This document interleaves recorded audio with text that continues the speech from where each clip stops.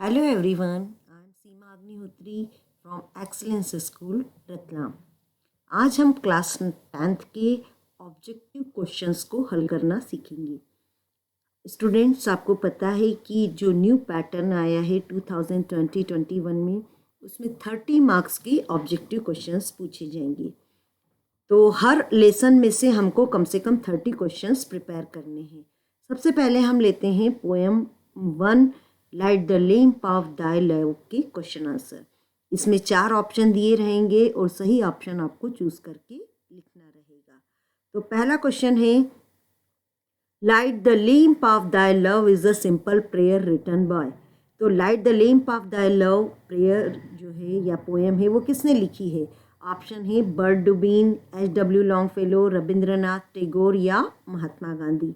So the correct answer is Rabindranath Tagore. Rabindranath Tagore ने ये poem लिखी है। Next question is, what is the antonym of senior? इसमें आपको सीनियर का अपोजिट वर्ड बताना है। ऑप्शन है गुड, इंटरनल, इविल या जूनियर। और करेक्ट आंसर है सीनियर का अपोजिट होता है junior. The next question is question number 3, the time of the day when light first appears mean. जब सबसे पहले दिन में प्रकाश दिखना शुरू होता है उस समय को हम क्या कहते हैं? ऑप्शन है स्लीप, डॉन, रिजोल्यूट या सरप्राइज। तो इसका उत्तर आएगा dawn. Next question number 4, what is the prefix of healthy? Prefix कौन से वर्ड होते हैं? ये हमेशा वर्ड के पहले जो लगाए जाते हैं। तो हेल्दी के पहले क्या लगाया हुआ है और क्या वर्ड बनेगा? ऑप्शन दे रखे हैं सेमिसर्कल, अननोन, अनहेल्दी, अनहैप्पी। तो स्टूडेंट, इसका आंसर तो बहुत ही ईजी है, क्योंकि हेल्दी में ही प्रीफिक्स लगाना है तो हेल्दी वर्ड तो आना ज़रूरी है। इस हिसाब से हम ये 4 ऑप्शन देखें तो करेक्ट ऑप्शन है हमारा सी, अनहेल्दी। इसमें कोई हमको बहुत ज़्यादा सोचने की ज़रूरत ही नहीं पड़ी, क्योंकि हेल्दी के साथ कोई और वर्ड नहीं दिया हुआ था लगा। Question number 5, to change something in something different means.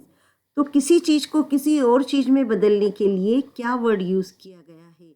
ये आपको आपकी जो ग्लॉसरी है लेसन के पीछे दी हुई है उसी से पूछा गया है। ऑप्शन है डार्कनेस, एंट्रेंसिंग, नॉलेज या ट्रांसम्यूट। तो आंसर है इसका ट्रांसम्यूट। ट्रांसम्यूट का मीनिंग होता है एक चीज़ को किसी और चीज़ में बदलना। आपको ऑब्जेक्टिव सॉल्व करने के लिए लेसन को भी रीड करना है अच्छे से और उसके हर वर्ड मीनिंग का आपको पता होना चाहिए। Choose the correct opposite of the word external. External का अपोजिट वर्ड आपको बताना है। ऑप्शन है लाइट, इंटरनल, एविल या सीनियर। तो इसका अपोजिट वर्ड है एक्सटर्नल का होता है इंटरनल। एक्सटर्नल यानी बाह्य और इंटरनल का अर्थ है आंतरिक। Question number 7, a force that causes bad things to happen. इसके लिए आपको कोई वन वर्ड बताना है कि वो क्या चीज़ है जिसके कारण लोग गलत काम करते हैं। तो वो क्या है? ऑप्शन है इविल, गुड, सोल या डार्कनेस। तो ये करेक्ट आंसर है इसमें इविल, बुराई। बुराई के कारण ही गलत काम करते हैं। Question number 8, choose the correct meaning of disciple. Disciple का मतलब होता है शिष्य। और ऑप्शन दिए हैं spirit of a person who believes in and follows the teaching of a religious person, entrancing या रिस्ट्रक्टिंग। तो डिसाइपल का मतलब है शिष्य और इसके लिए सही आंसर है B, a person who believe in and follows the teaching of a religious person. अर्थात वो व्यक्ति जो किसी धार्मिक व्यक्ति का अनुसरण करता है और उसकी जो टीचिंग से जो उसके संदेश है उसको फॉलो करता है। Next question number 9, what is the prefix of infinite? तो जैसा कि मैंने पहले भी बताया आपको कि इसके लिए आपको कम से कम फाइनाइट वर्ड तो लिखा होना ज़रूरी होना चाहिए। तो हम पहले उसको देख लेते हैं सारे ऑप्शन में, और उसका हमको ऑप्शन सी में दिखाई दे रहा है कि फाइनाइट का वर्ड दिया हुआ है इनफाइनाइट। तो करेक्ट आंसर स्टूडेंट्स यही होगा इनफाइनाइट। फाइनाइट का मतलब है कि सीमित और इनफाइनाइट का अर्थ होता है अनंत। Question number 10, the radiant grace of God illuminating the poet life mean. Radiant grace poet की लाइफ को इल्यूमिनेट कर रहा है। इसके लिए इसका क्या अर्थ है? तो light by entrancing, light by restricting lamp, light by transmuting, light by illuminating. तो दाय ही यहाँ गॉड के लिए लिया गया है, इसलिए इसका करेक्ट आंसर है D. Now the question number 11, choose the correct meaning of the word दाय। दाय का करेक्ट मीनिंग क्या है? ये आपको ग्लोसरी में दिया हुआ है। दाय यानी तुम्हारा, देम, देन, अवर, योर। तो करेक्ट आंसर है your. Next question, question number 12, what is the meaning of slip? सोने के लिए यहाँ कौन सा वर्ड यूज़ किया है? स्टूडेंट्स, ये जो क्वेश्चन लिया गया है ये आपकी वर्क बुक के फर्स्ट लेसन से लिया गया है। तो वहाँ पर स्लिप के लिए क्या वर्ड यूज़ किया है ये आपको बताना है। अगली, सूटेड, स्लमर, वेकअप। तो इसके लिए यूज़ किया गया है slumber. Next question number 13, the 5 senses of eyes, ears, nose, tongue and skin means. तो ये जो हमारे 5 इंद्रियां हैं, आँख, कान, नाक, जीभ और त्वचा, तो इनका क्या अर्थ है? ऑप्शन है evil, clay, worries, sense lamp. तो ये क्या है? Sense lamp. इन्हें पोएट ने कहा है ये हमारे सेंस लैम्प हैं। इंद्रियों को भी लैम्प कहा गया है। Question number 14, choose the correct meaning of the word दाइन। दाइन का करेक्ट मीनिंग क्या है? ये भी पोएम 1 के पीछे ग्लॉसरी से ही लिया गया है। दाइन यानी आपका, ये प्लूरल के लिए यूज किया जाता है। Yours, our, you, your. तो answer is yours. Question number 15, what is the meaning of soul? Soul का क्या मीनिंग है? सोल का मतलब होता है आत्मा। तो ऑप्शन दिए हैं ignorance, spirit of a person, evil spirit of a person और फैसिनेटिंग। तो आत्मा बी और सी दोनों में आ रहा है, लेकिन सी में लिखा है इविल स्पिरिट। तो बुरी आत्मा, बुरी के लिए नहीं, सोल यानी सिर्फ आत्मा ही होता है। तो आंसर आएगा B, spirit of a person. Question number 16, choose the correct prefix of the word wanted. Wanted के लिए तो मैंने जैसे पहले बताया कि पहले आप वांटेड वाला वर्ड ढूंढिए, अगर कोई और हो तो हम विचार करेंगे, क्योंकि यहाँ पर एक ही दिख रहा है और वो है unwanted. So the correct answer is unwanted. Wanted यानी चाहा गया और अनवांटेड यानी अनचाहा। Question number 17, what do you mean by word darkness? Darkness से यहाँ पर क्या बताया गया है अर्थ? डार्कनेस का मतलब अंधकार होता है, लेकिन पोएम में क्या बताया गया है? पोएम में अंधकार किसके लिए वर्ड यूज़ किया गया है? नॉलेज, इग्नोरेंस, ट्रांसम्यूट या light. So the correct answer is ignorance, क्योंकि पोएम में इग्नोरेंस अर्थात अज्ञान को ही अंधकार बताया गया है।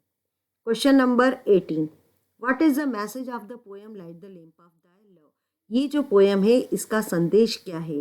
Darkness is the cause of all evil and unhappiness, मतलब अंधकार ही बुराई और दुख का कारण है क्या? या सेकेंड ऑप्शन में लिखा है कि प्रकाश है बुराई और अंधकार का कारण, या फिर ज्ञान है बुराई का कारण, या फिर अज्ञान बुराई और दुख का कारण है। तो आंसर क्लियर है कि अज्ञान ही बुराई और दुख का कारण है। सो the correct answer is ignorance is the cause of all evil and unhappiness. Choose the correct antonym of the word evil. Evil का अपोजिट वर्ड आपको बताना है। Good, darkness, junior, internal. ये पोएम में ही दिया हुआ है। पोएट जब कहता है कि आप गॉड से वो प्रे करते हैं पोएट कि आप मेरी ईविल को गुड में चेंज कर दीजिए, तो ही हमको समझ में आ जाता है कि ईविल का अपोजिट गुड है। ईविल यानी बुराई और गुड यानी अच्छाई। Now the next question 20, what do you mean by the word wondrous? Wondrous यानी अद्भुत। अब ऑप्शन है spirit of a person, tension, fascinating, worries. Answer is fascinating. जो अद्भुत चीज़ होती हैं वो कैसी होती हैं? फैसिनेटिंग होती है, अर्थात वो कैसी होती हैं? आकर्षक होती हैं। इसलिए इसका करेक्ट आंसर क्या होगा? C, fascinating. Question number 21, capable of making somebody feel great pleasure and admiration so that they give somebody something all their attention. तो ये वाला वर्ड भी आपको पोएम की में ग्लॉसरी में मिल जाएगा कि किसी को खुशी या तारीफ करना ताकि उसका अटेंशन आए। तो इसके भी ऑप्शन है इंट्रेंसिंग, ट्रांसमिटिंग, नॉलेज या वंडरस। तो ये भी आ जाएगा इसका इंट्रेंसिंग या रोचक। Now the next question number 22, what are the senses compare to? Senses की तुलना किससे की गई है ऑप्शन दिए हैं नॉलेज, लव, लैम्प या इविल। तो आंसर आएगा इसका lamp. Question number 23, in this poem what should we pray for. इस पोएम में हमें क्या प्रे करना चाहिए, क्या प्रार्थना करनी चाहिए। ऑप्शन है to remove the darkness of knowledge, to remove the darkness of ignorance, to remove the darkness of love, to remove the darkness of desire. तो ये पोएम में लिखा हुआ है कि हमको किसके लिए प्रे करना चाहिए, कि अज्ञान का अंधकार दूर करने के लिए प्रेयर करना चाहिए। तो करेक्ट आंसर है B. Now the next question 24, what is the meaning of light in the poem. Light का क्या मीनिंग है, ignorance, light the restricting lamp, darkness या नॉलेज। यहाँ पर लाइट प्रकाश का प्रयोग किस लिए किया गया है पोएम में, नॉलेज के लिए अर्थात ज्ञान के लिए। अब question number 25, what is the prefix of correct. Correct का प्रीफिक्स लगाने के बाद वर्ड क्या बनेगा, इनफाइनाइट, इनकरेक्ट, अनहैप्पी या अनवांटेड। तो करेक्ट के लिए आ जाएगा option B incorrect. Question number 26, the human body suppose to be built out of. इसमें मनुष्य का जो शरीर है वो किससे बना हुआ मानते हैं हम, गुड, इविल, बैड या क्ले। तो आंसर आएगा क्ले। क्ले का अर्थ होता है गीली मिट्टी, ये शरीर मिट्टी से बना हुआ मानना है। Question number 27, what is the antonym of light. Light का अपोजिट क्या होता है, इविल, गुड, डार्कनेस या इग्नोरेंस। क्या आएगा इसका लाइट का opposite, darkness. Choose the correct meaning of the word suited. Suited का क्या मीनिंग होता है, तो ये वर्ड भी आपको फर्स्ट पोएम की ग्लॉसरी में मिलेगा। सूटेड का अर्थ होता है डार्कंड, अर्थात काला किया हुआ या अंधकारमय। Next question 29, what did the boy remember to do before going to bed. ये वर्क बुक से लिया गया क्वेश्चन है कि बच्चा बिस्तर पर जाने के लिए क्या याद करता था या उसने क्या याद किया। तो ऑप्शन दे रखे हैं, he remember to pray to everything, he remember to pray to love, he remember to pray to wake up early, he remember to pray to God. Answer आएगा he remember to pray to God. उसने क्या याद रखा, ईश्वर से prayer करना याद रखा। Now the last question of this chapter, choose the correct prefix of the word vowel. Vowel का क्या आएगा, semi vowel, semi colon, semi circle और सेमी फाइनल। तो the correct answer is semi vowel. तो student इस तरह से ये फर्स्ट यूनिट के, जिसमें कि टेक्स्ट बुक और वर्क बुक दोनों शामिल थे, उसके ऑब्जेक्टिव क्वेश्चंस आपने समझे। और इसके बाद के नेक्स्ट वीडियो में हम लेसन 2 के ऑब्जेक्टिव क्वेश्चंस को सॉल्व करेंगे, ताकि आप 30 मार्क्स अच्छे से लेकर आएँ।